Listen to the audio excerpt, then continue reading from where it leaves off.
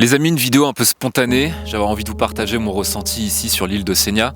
J'ai reçu beaucoup de messages de votre part et ça m'a fait énormément plaisir. C'est vrai que c'est un voyage et une île spectaculaire, particulièrement en hiver, et c'est pour cette raison que je souhaitais venir à cette période, donc début janvier, dans la nuit polaire, pour avoir de bonnes conditions, potentiellement pour pouvoir observer les aurores boréales. Et il s'avère que j'ai été particulièrement gâté par la nature, puisqu'elles ont été... comment dire, nombreuses, intenses, et m'ont offert des spectacles célestes vraiment incroyables. Dieu sait qu'en plus de ça, j'ai une longue histoire avec les aurores boréales. C'est vraiment attrape-moi si tu peux depuis un bout de temps. Mais cette fois-ci, on a passé de très bons moments ensemble. J'ai exploré qu'une partie de l'île de Sénia, car je souhaitais vraiment prendre le temps de l'explorer convenablement, d'autant plus que les heures de lumière sont comptées tous les jours ici, j'ai 3-4 heures de lumière par jour. Là on est au max de lumière que je puisse avoir, alors qu'on dirait que le soleil se couche, mais il est midi 13h là. Dans 2 heures il fait noir. Donc je m'étais vraiment concentré sur une île, sur une partie de l'île pour pouvoir faire un peu de repérage pour notamment le soir, pour les aurores boréales, mais surtout pouvoir aussi effectuer 2-3 balades, une rando que je tenais absolument à faire, celle de Segla, certainement la plus emblématique de l'île, cette montagne pointue qui sort de l'eau et qui culmine à 639 mètres de hauteur. Super rando en raquette, je la recommande vivement. Et d'ailleurs si vous la faites, il faut suivre le chemin Hesten qui vous permet d'avoir la vue sur Segla. Une vidéo également pour vous, parce que j'ai reçu pas mal de messages notamment sur comment est-ce que je me suis équipé, que ce soit en termes de matos ou même là d'un point de vue vestimentaire.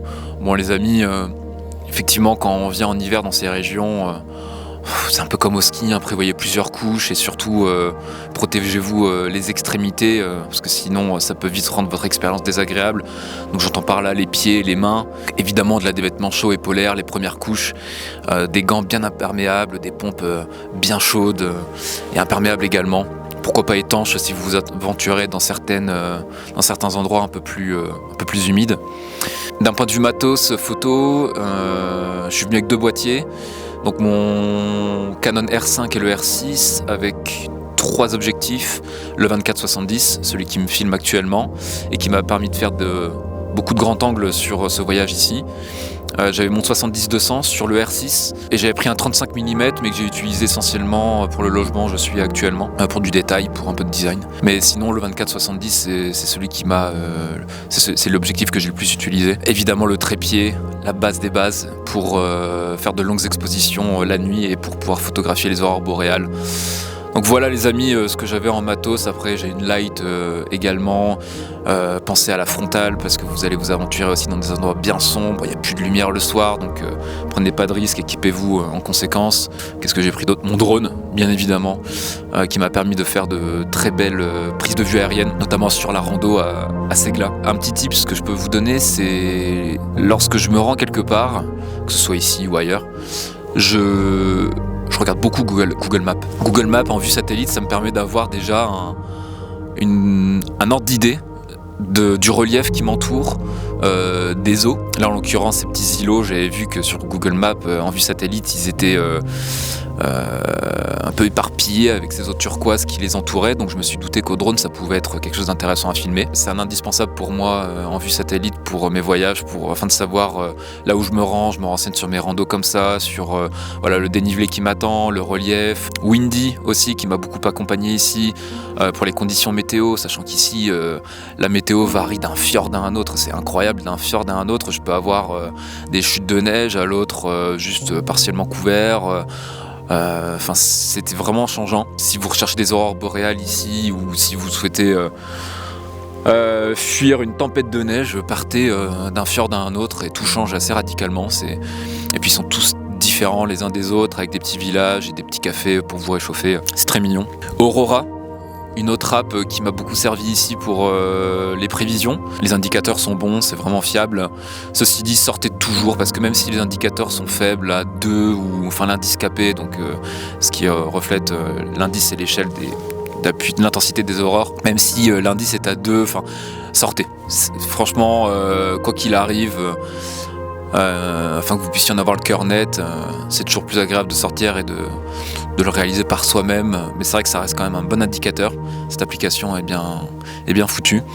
En plus de ça, j'ai vraiment eu, je vous dis, j'ai été gâté par la nature sur ce voyage ici, parce que l'indice capé, pour moi, il est jamais descendu en dessous de 3 sur toute la période où je suis resté. Il a allé au-delà de 4, et j'ai eu 2-3 nuits, dont 2 complètement dingues, vraiment spectaculaires, avec, je vous dis, elle dansait de partout dans le ciel, enfin vraiment, c'était où que j'aille, j'en voyais. Je croisais juste les doigts pour certains spots, pour qu'elle puisse passer au-dessus, notamment les Dents du Diable, qui est certainement l'un des spots les plus épiques que Senia ait à offrir. Et en l'occurrence, il y a eu une nuit où, voilà, quand je vous dis que les planètes étaient alignées, c'est qu'elles étaient vraiment, vraiment alignées. Les aurores étaient juste au-dessus de donc cette pointe de fjord, surnommée les Dents du Diable, et pour cette bonne raison, les formations rocheuses sont complètement lunaires. Enfin, je veux dire, c'est sorti d'un film. On dirait que c'est taillé à la main presque. C'est certainement, d'ailleurs, ce que j'expliquais sur Insta dans mon canal, peut-être cette nuit-là, la plus belle photo d'un point de vue artistique que j'ai pu prendre, compte tenu des conditions, météo évidemment, mais je veux dire, c'est un spot où, avec les reflets, pour avoir cette photo. Voilà, je m'y suis rendu à plusieurs reprises pendant mon séjour ici pour voir jusqu'où je pouvais aller, parce que je suis sur des rochers qui sont glacés, donc ça glissait beaucoup. Ces rochers sont fouettés par les vagues, mais c'est ce qui crée cette mare et qui me permettait de potentiellement créer ce reflet à la nuit tombée, avec ce que je pouvais espérer de mieux, donc des aurores, et qui, voilà, sont apparus au-dessus et ont dansé toute la nuit au-dessus de ces Dents du Diable. J'ai les pieds dans l'eau à ce moment-là. Il fait -5, je me fais fouetter par le vent, donc il fait extrêmement froid. Je peine à sortir les doigts de mes gants pour gérer mes réglages, parce que j'en ai testé plusieurs sur le temps d'exposition, les ISO, enfin je veux dire, j'ai testé pas mal de choses. Pour ce shot, la vitesse d'obturation, je l'ai mise à 10. Ouverture au max, 2.8 sur ce 24-70, et les ISO, je crois que j'étais à 1000. Voilà, donc avec un peu de retouche sur Lightroom, j'ai fait sauter le bruit numérique, et puis on obtient ce résultat complètement lunaire. Vraiment, ce shot, il est dingue, je suis trop content de l'avoir. C'est une réussite totale, je vous dis, je pense que j'ai fait le plus artistique. Je vous dis, c'était le trépied, les pieds dans l'eau, les conditions. J'arrive, il n'y a pas d'aurore au-dessus, mais j'attends, et je les vois, elles arrivent, elles commencent à danser au-dessus de ces Dents du Diable. Et c'était crescendo, enfin je veux dire, ça montait en puissance. Oh, c'était dingue. Non, franchement, c'était incroyable.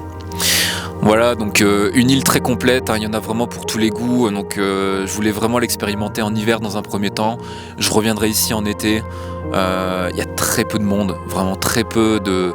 Bon, évidemment, il y a des locaux, mais je crois que ça se compte par quelques milliers. Je crois que c'est 8000 personnes qui vivent ici à Senia. Très peu de touristes. Les Lofoten, ça, je me les garde avec mes potes. Si vous regardez cette vidéo, vous le savez, ça, les Lofoten, je me les réserve pour vous. C'est un road trip qu'on souhaite absolument faire avec des potes, que ce soit en été ou en hiver, j'en sais rien, mais les Lofoten, ça c'est pour eux. Que vous dire de plus? Alors oui, évidemment, prenez-vous une bagnole, ça va de soi. Les conditions, même en hiver, pour rouler, les infrastructures norvégiennes sont juste extraordinaires, il y a rien à signaler. Je veux dire, je commence à perdre mes doigts.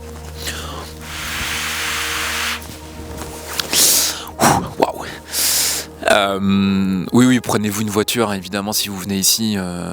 Ayez la liberté de vos mouvements. Il n'y a rien de tel quand même pour pouvoir avancer à votre rythme, découvrir l'île en fonction de vos envies. Encore une fois, même de la météo. Dépendez de vous-même. Franchement, que ce soit ici ou pour ailleurs, il n'y a rien de tel quand même. Bon, merci à tous pour, je vous dis, vos messages qui m'ont donné cette idée de faire cette vidéo. Et encore une fois, je vous remets un peu plus de détails en commentaire. Là, c'était vraiment une vidéo spontanée que je voulais vous partager. À très vite.